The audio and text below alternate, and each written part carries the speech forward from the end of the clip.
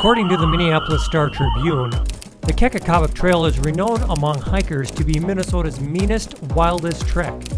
It slithers like an agitated snake almost 40 miles from Snowbank Road east of Ely, through the heart of the Boundary Waters Canoe area wilderness to a point about 50 miles up the Gunflint Trail west of Grand Marais.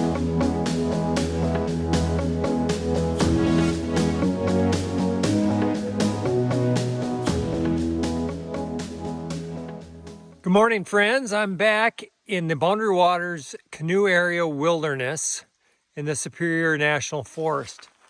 I'm at entry point number 74.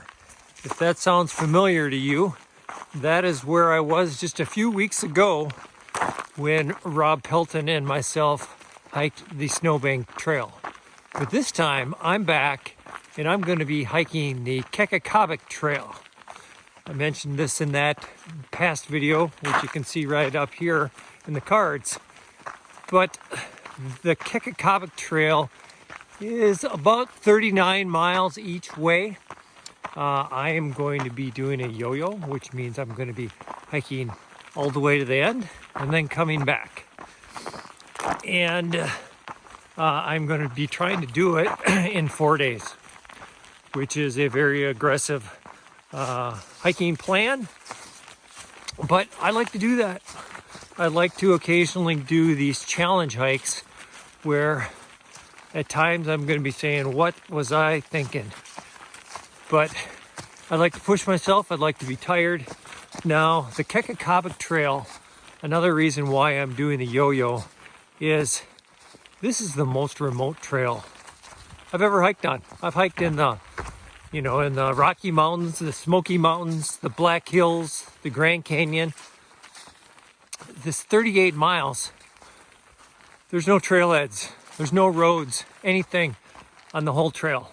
So I'm hiking all the way out, I'm hiking all the way back, because if I wanted to shuttle from one end to the other, you have to go all the way down to Lake Superior, come back up. It's about a 3.5 hour commute, and doing that twice is pretty much a whole day. So, and I can just imagine if you paid somebody, it'd probably be a couple $100. So I'm doing this yo-yo. Besides it being an aggressive 20 mile per day average hiking, hiking in the Boundary Waters isn't hiking like it is hiking in a regular trail, long trail, state park. It's very rugged.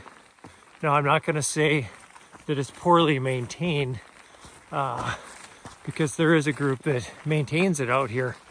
But within the Boundary Waters, for the most part, if you want to maintain a trail, there's no power equipment. So you're not taking a weed whipper, you're not taking a chainsaw. For the most part, it's hand saws, nippers, and it's quite the effort in areas that are this remote. So the last thing I'm going to say that makes this a challenging hike is it is late October. It is right now about 30 degrees, expecting temperatures mid 40s for highs, mid 20s for lows. I haven't really acclimated to the cold weather yet this year, but I guess I'm going to acclimate pretty quickly here. But the challenging part is there's only about 10 and a half hours of daylight per day. So in order to get 20 miles in, I can't really walk 3-4 miles per hour like I would on normal trails on this trail. So I'm going to be pushed to be doing that in the daylight provided. But hey, adversity and struggle Makes a good story, right? Let's go. All right, I'm a couple miles in. Had to disrobe a little bit, take a couple layers off. It's warming up as I get hiking. So I'm calling this an 80-mile hike, and you may be saying, okay, how are you calling it an 80-mile hike when the trail is only 38 and a half, 39 miles each way?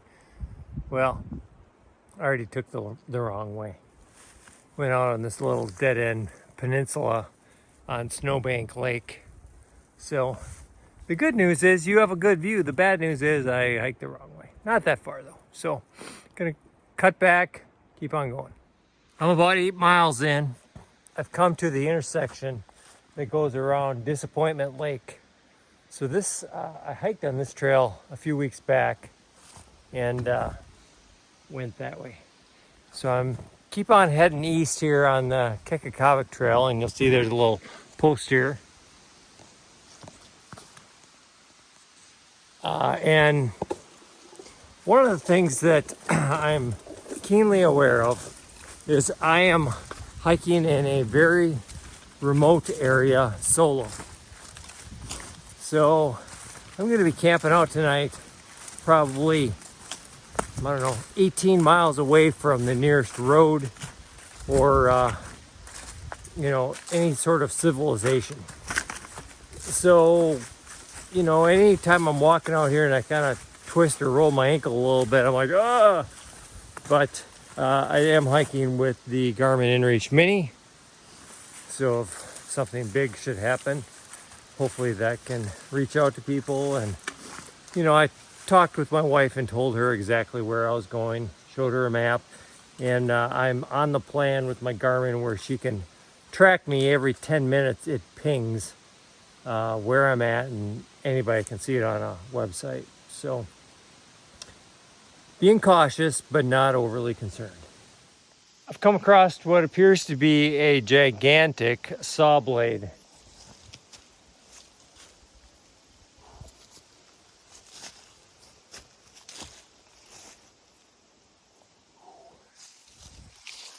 I don't know the exact history of it, but I would imagine it has something to do with lumber up here. And this area was part of a big windstorm a number of years back, so I am seeing a lot of tree falls around here, and I'm just thankful that, again, you have those trail maintenance people who have cleared most of the tree falls. Now there are tree falls, that's to be expected, but most of them have been cleared. And I just also hiked through the area that was closed and was really close by where the forest fire was this summer. I couldn't see any of that, but close by. It's probably about 12:30. I'm gonna keep on going for another hour. Stop and have some lunch. Came to a beaver dam here, walking across it. About 1:30. I haven't stopped for lunch yet. I just fell down really hard. It's kind of scared the crap out of me. Just tripped on a rock. Kind of laid on the ground going, yeah, I guess I'm okay. So it's kind of a reality check. Slow down. Be a little bit more careful. I see that there's a campsite about 1.5 miles up here, so I'll probably go to there and see if I can make it that far and then stop and have some lunch. Come to a fjord stream crossing here. Campsite's right up here. Now normally I would set up my tripod right here and have a nice shot of me walking over that log right there. But given that I have to do about 20 miles and I seem to be a little klutzy, I don't think I'm going to go over that log twice today.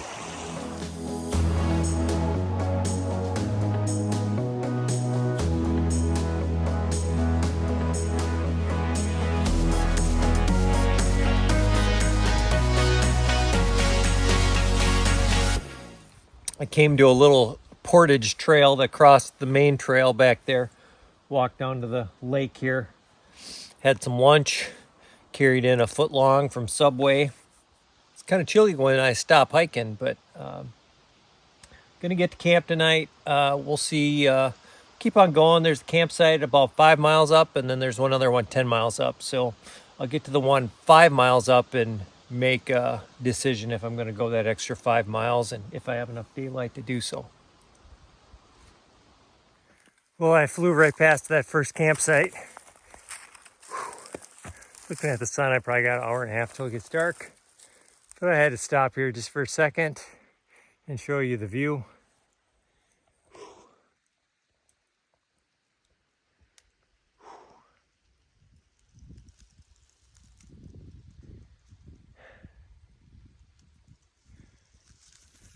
So I've been walking through this area that burned, I don't know, 10 years ago.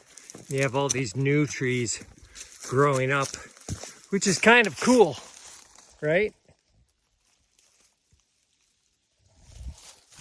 Except it's getting dark and I sleep in a hammock.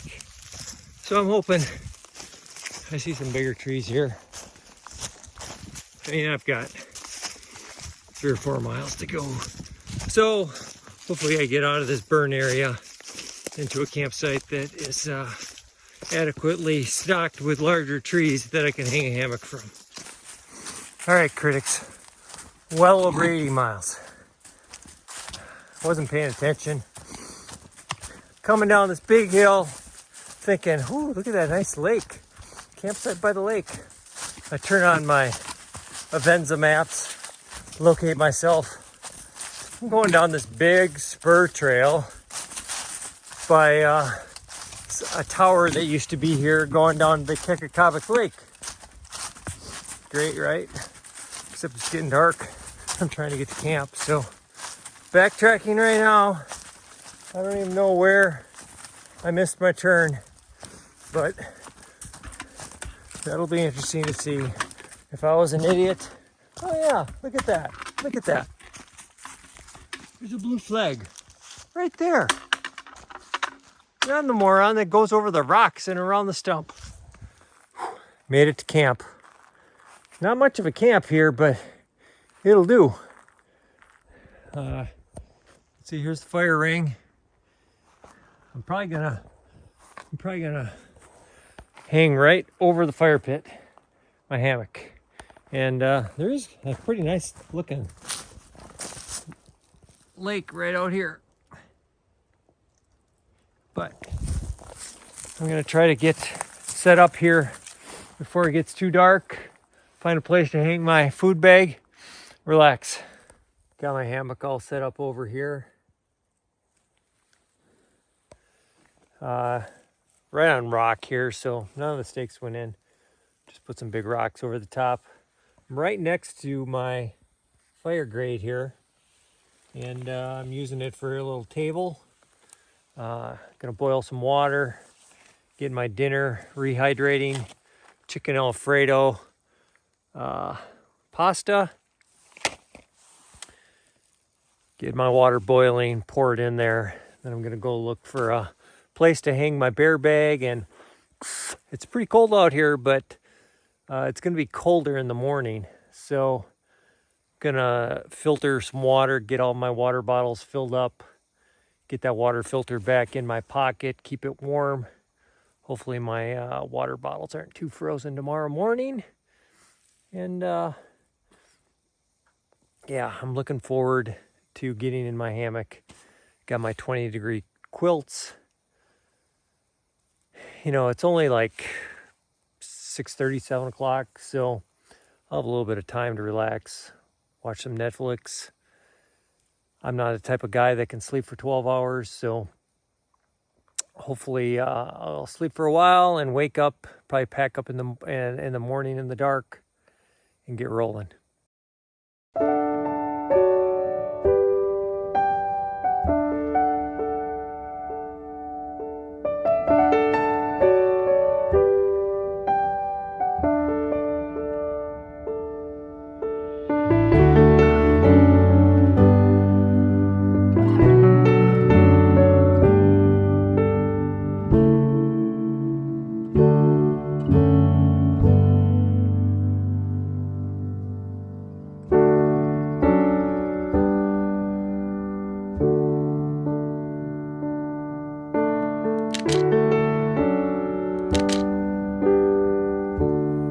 morning. I've hiked a few miles. I actually hiked past that scenic overlook. I was looking at my map. I thought it was ahead a little bit farther, so I thought it would get better. I took a picture while I was there. But that was the lookout. I came to another one that's not quite as good, but still. Come on.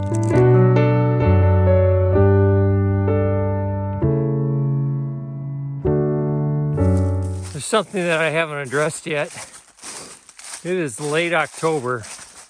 Typically, up in the Boundary Waters, it'd be a little bit more wintry. Lakes would be starting to freeze over on the top. But we've had exceptionally warm weather this fall. But I just noticed it's snowing.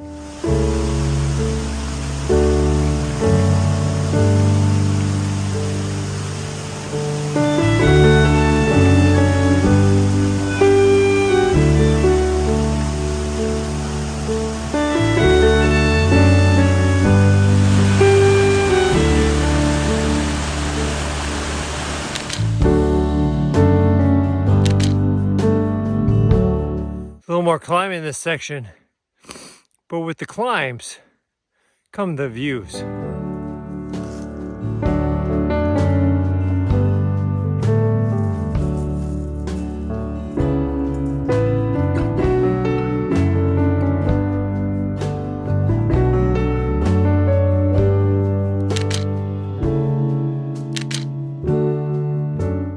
Came to another lookout. From here I can see Kekekabic. Came to another overlook. It's the Kekekabic. I came to another overlook. It's the Kekekabic Lake Kekekabic. Gabamichikani. I came to another beautiful overlook. It's the Kekekabic. I came to another beautiful overlook. It's the Kekekabic. Get your mama! I came to another beautiful overlook. It's the Kekekabic. Michikami. I came to another beautiful overlook. It's the Kekekabic Lake.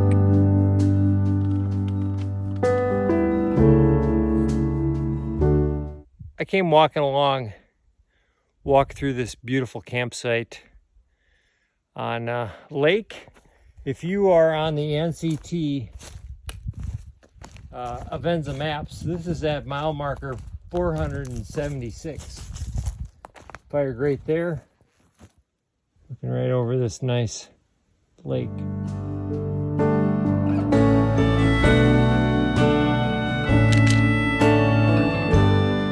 I made it to Seahorse Lake, right on the lake here.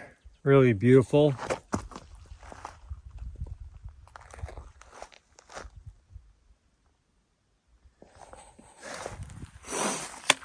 Man, this last few hours, it's been hard on the knees, the hips, either walking on boulder fields or walking through a marsh.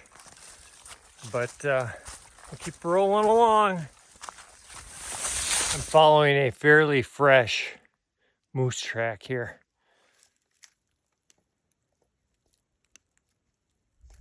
I made it to Bingson Lake. Couple campsites here, having a late lunch, some beef sticks, Doritos. Man, I'm not gonna lie, my feet and my legs are pretty tired, pretty sore. There's a campsite here, real big campsite. Just kind of a bald area, kind of bald rock. I didn't see any real good places for a hammock. There's another campsite up probably, I don't know, quarter of a mile. What I'm doing right now is I'm scoping out. My plan is to hike the 3.5 miles approximately to the end of the trail and come back 3.5 miles and camp at one of these campsites. Just in case it's dark, kind of scoping it out. See if I can see any good campsites here. But resting my feet a little bit, kind of rugged terrain. So, wearing me out. We'll get her done. I haven't seen a sign in 2 days. It's kind of the beauty of national forest, is there's no signage, no motors, no engines. So I'm walking out of the national forest a couple miles until I reach the road and the end of the trail here. Then I'll circle back. I made it to the Paulson Mine, which evidently is from 1893. Don't know how deep it is. Don't plan on finding out.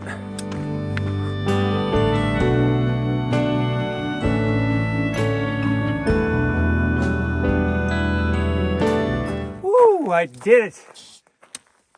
39 miles to the east end of the Kekekabic Trail. Hey, if you like this video, go ahead and hit subscribe. Hit that. Whoa, big fella, you're only half done. You're kidding me, right? Nope. Your car's at the other end. Get a move on. All right, let's go.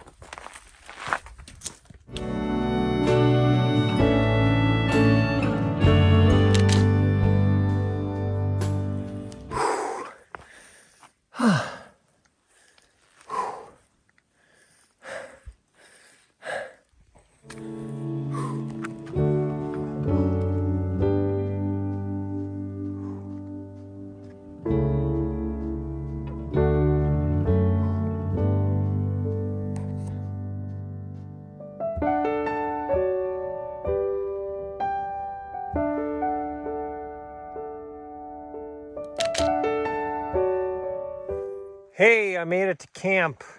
I'm on that second campsite that I talked about earlier. And it's still daylight out. Yay! It's pretty cold though. I'm out on this beautiful little peninsula.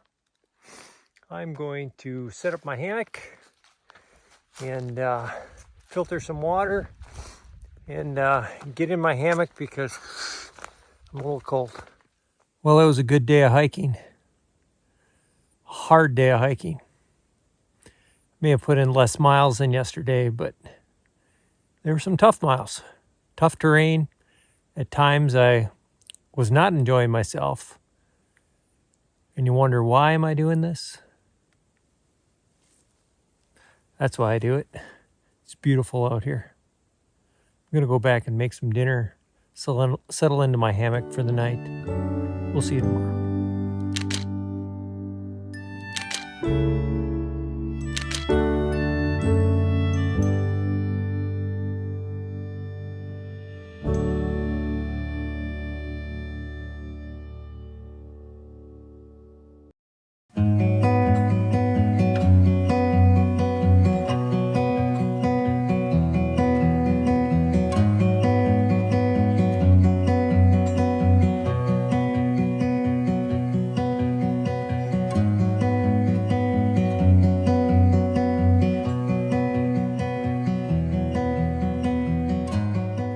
Good morning. Hiked a few miles this morning. Pretty nice out, probably about 40 degrees. I'm looking over Seahorse Lake here. Walked along the side of the lake in some really marshy area. Climbing up a little bit of a hill getting out of that right now, but it's beautiful out here. Stopped. Gonna have some of my hostess coffee cake cinnamon strudels for breakfast. And probably hike through some of the more difficult terrain of this trail. Not sure how far I'll go today. We'll take that as it goes. But it's gonna be a great day of hiking. So when I talk about walking through marshy area, I wanted to show you what that looks like. It's not terrible, except you have to look down and be very careful with your footing because you come to a log like this, or you'll find rocks that can twist your ankle. like this. So, I mean, it's not any harder, it just slows you down. Lighting and weather affect trips so much. Where you can be walking on a overcast day and not see light shining through the trees or a sunset. And then there's mornings like this when you come to an overlook.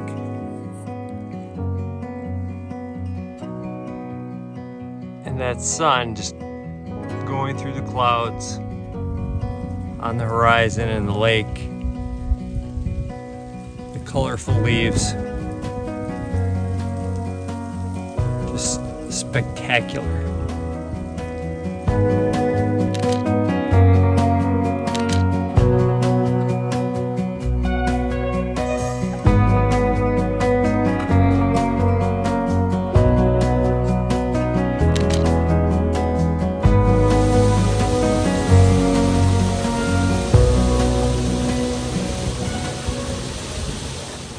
Stop for lunch here along this bridge. And you know, this looks like a bridge that would be a tourist destination. You know, nice bridge over this big gorge. Beautiful waterfalls over here.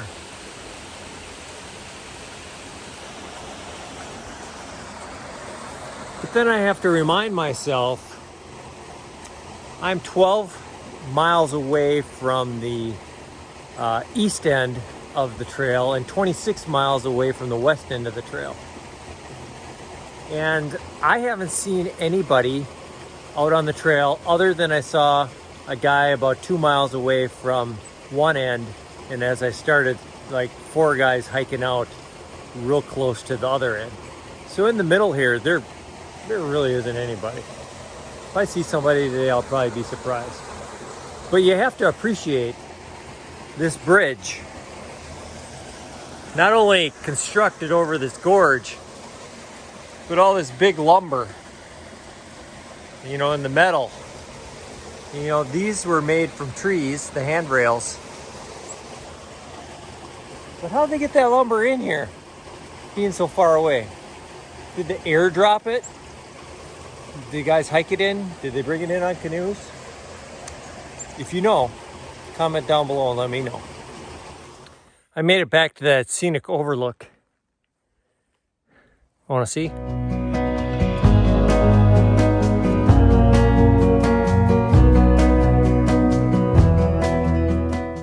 Ever wonder what it's like to walk over a beaver dam? Well, here you go.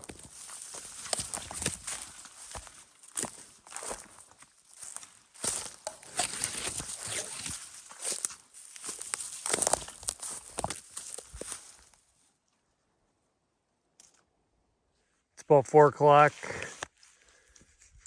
We got about a mile to the next campsite. It's kind of become a death march. Feet are sore, legs are tired. I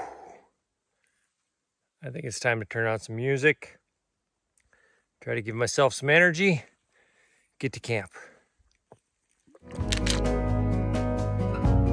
You know how earlier I talked about it's all about lighting sometimes and what the weather's like when you're coming through, and this is a good example here. I don't know if you'll catch it on camera, but just the sun coming through the woods right here. Any other time of day it'd just be a normal part of the trail, but that's just spectacular. Made it to camp. Beautiful campsite. So these Boundary Waters campsites all have a nice fire grade like that. And they're all out on, not all that I've seen basically are on a lake. Nice beautiful Strupp Lake here.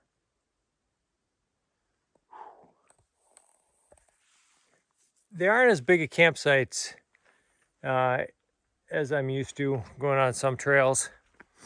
You know, if you had 5 or 6 people, it'd be pretty tough to fit in here. And some of them don't have great spots for tents, don't have great spots for hammocks, but we make it work. Now I gotta find a place to hang my hammock. Thought I'd give you a quick tour of camp before it gets too dark here. You can see over here I set up my hammock. Kind of a tight squeeze. I got it in there. That is a 13-foot rainfly from Warbonnet mountain fly underneath it. Probably too dark in there. I have a bridge hammock, the Warbonnet Road Ridge Runner. Underneath it, I have a 20-degree quilt from Local Libre.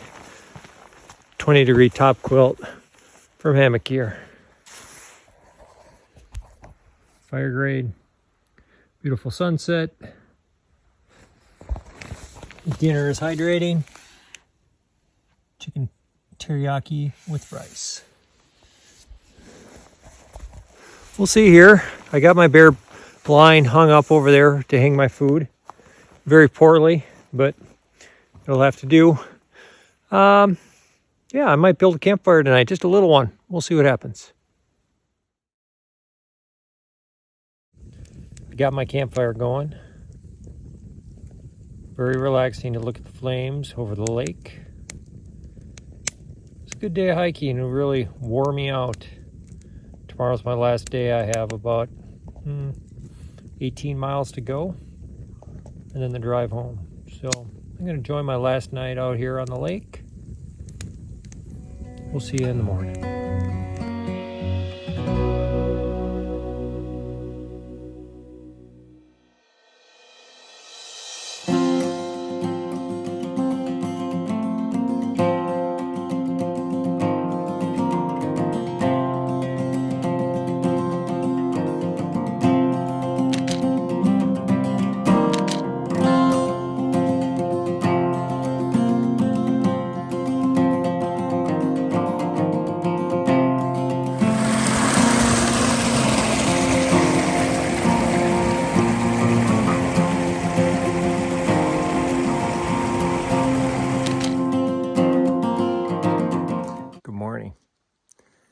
I've been crushing miles this morning, probably about 10 miles in. It's probably 10 o'clock in the morning. Came back to the sawband blade, laying here in the grass, going up to a campsite. I'm gonna stop, take off some clothes, have a little brunch, rest a little bit. Well, my pace has slowed down considerably. The only thing being crushed right now is my spirit. Whew. Started thinking though of back when I used to coach basketball. My players were tired. In a close game. And I'd say, give it all you got, man. Leave it out on the court. No regrets. Whoa. You know what? I got a mile and a half of this thing left to go. No regrets.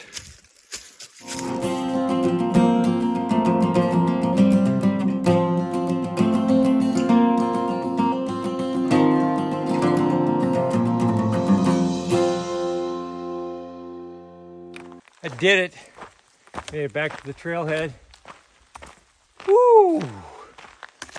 So I was looking for a challenge hike, as I mentioned earlier. I got just what I wanted, I guess.